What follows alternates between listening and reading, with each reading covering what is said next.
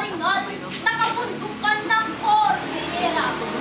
Binuhay ng pawis, hinubog ng mayamang kultura, at sa aking mga ugat nananalaytay dugo ng lahing Malaya. Sino nga ba ako? Kalimitang ako'y hindi naintindihan, minamali. Kinukutya na dala ng kalabuan ng isipan at kawalang alam sa aking kultura at kasaysayan. Ako raw ay walang alam, marumi, walang respeto. Ang mga ito ba'y tamang larawan ng guro? Hindi! Kapantay ba ng kaibahan ang kultura at kaalaman, ang tunay na kamangmangan at mabagang katauhan?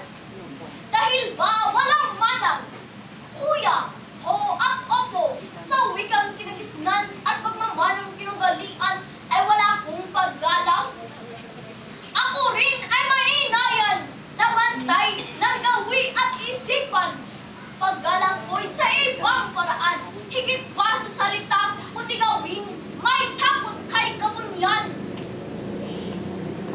Sa karamihan, igorot ay may pangit na hulugan. Dinungisan ng kolonyalismo, nagtanim ng hidwaan. Ugat ng salitang igorot, simple lang naman, gulod na katutubong wika sa bulugan. Kaya igorot, nangangahulugang tagabundok. Pero pagkaan ng panahon, katuturang ito'y sinira, ginurog, hanggang ito'y ikinahihiya, ikinukubli at pinag-aawayan. Sa pluma na rin ni Carlos Romulo, ang mga igorot daw ay hindi Pilipino at hindi niya kano-ano. Mga igorot, umalingaw-ngaw, dangal bilang isang lahi, naghimagsik at muling nabuhay. Kung sa pagiging alipin sa kanya'y sang-ayon ako, nakapagtatakang wala sa ating maklat ng kasaysayan ang bahagi ng igorot sa kalayaan. Sa loob ng higit ng 3 siklong alila ng Espanyol ang ating kapatiran sa kapatagan, ang mga igorot ay tumatamasa ng kalayaan. Pero pilit ikinukubli ang kanilang katapangan.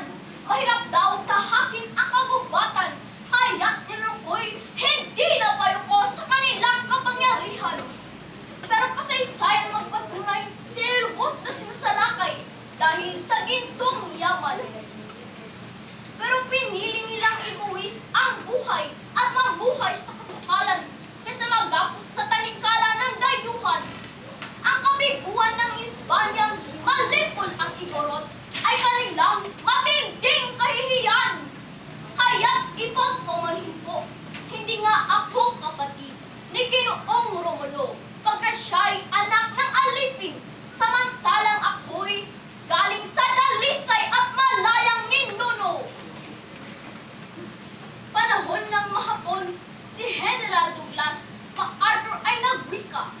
Sa karami-rami ng aking nasaksihang kalakilaan, sakripisyo sa harap ng panganib at kamatayan, walang makahigit o makawawangis man lang sa pambihirang kagitingan ng mga sundalong igorot sa digmaan.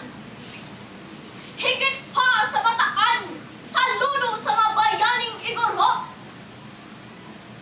Ako'y igorot, ako sana'y pakitunguhan ng nararapat. Ikalang kung gawin ko'y kabutihan, kasukaman kung asang ko'y kasamaan, at hindi dahil sa ngalang aking taglay. Ako'y igorot, ising nasa kalituhan sa sariling pagkakilala